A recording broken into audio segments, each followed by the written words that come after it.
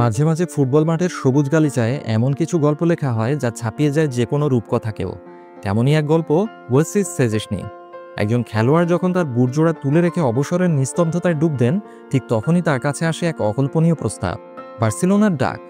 যেখানে থেকে খেলোয়াড়রা ক্যারিয়ারের শেষ দেখতে পান, সেখান থেকে শুরু হয়েছিল তার নতুন এক অধ্যায়।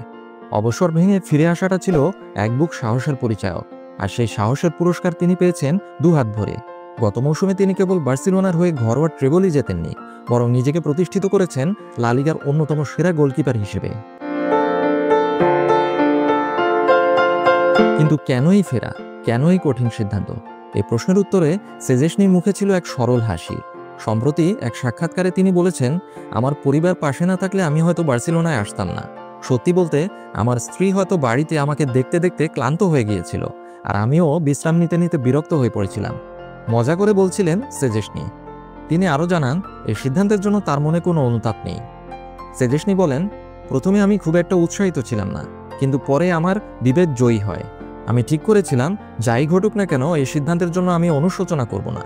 এখন মনে হয় এই আহ্বানটি গ্রহণ না করলে আমি সত্যিই অনুতাপ করতাম।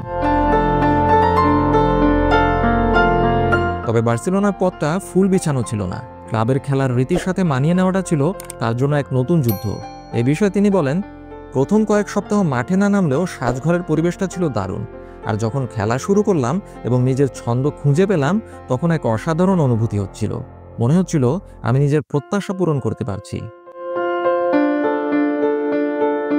গোলকিপারদের জীবন মানে চাপের সাথে বসবাস।